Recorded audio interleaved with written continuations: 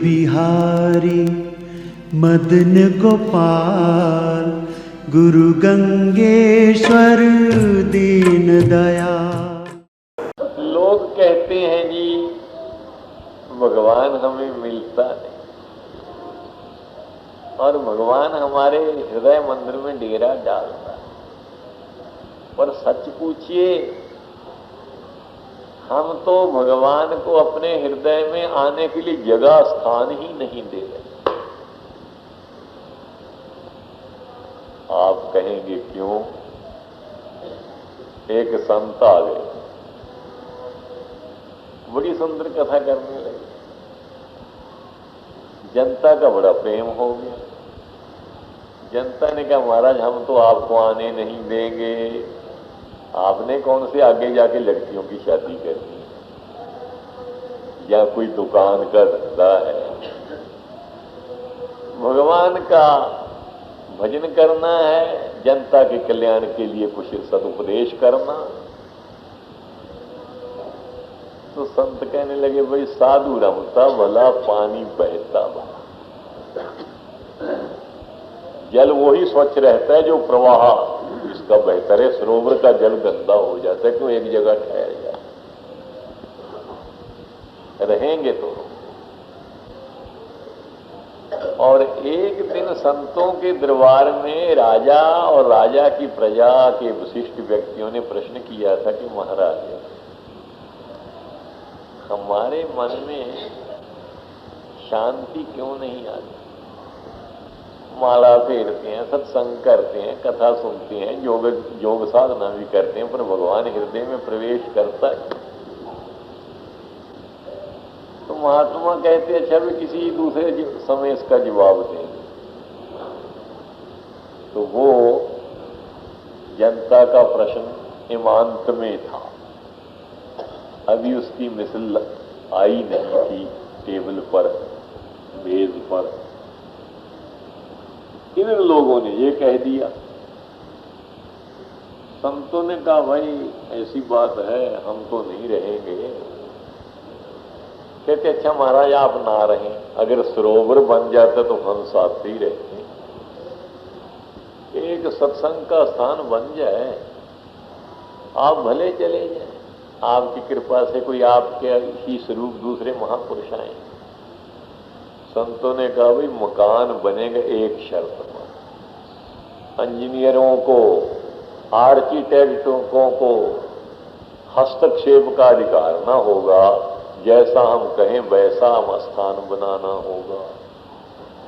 जनता ने बड़ी जल्दी फंड इकट्ठा कर लिया और इंजीनियर और आर्किटेक्ट को बुला के कहा कि महाराज जल्दी जाने वाले हैं, भगवान प्रभु के रहते रहते बन जाए सत्संग भवन तो अच्छा है।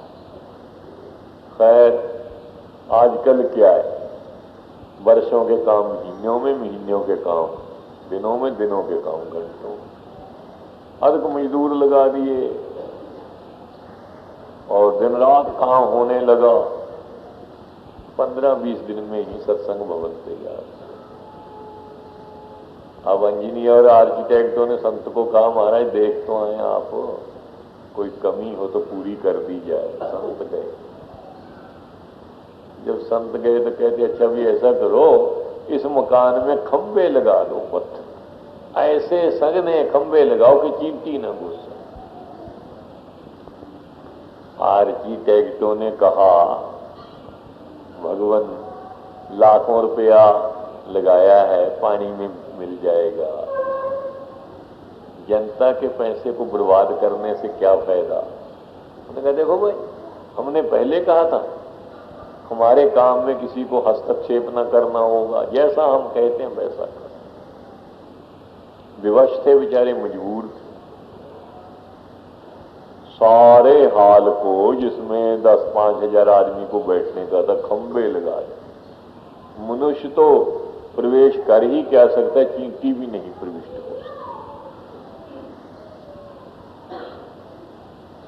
अब राजा साहब भी दर्शन के लिए सुना महाराज आप निरीक्षण कर रहे हैं, सत्संग भवन तैयार हो गया। कहते चल तुझे भी दिखला लाए। संत भी राज के साथ राजा भी हो लिया। आगे ताला लगा हुआ था। राजा को कहा ताला खोलो, दरवाजा खोलो, भीतर चलो बेटा।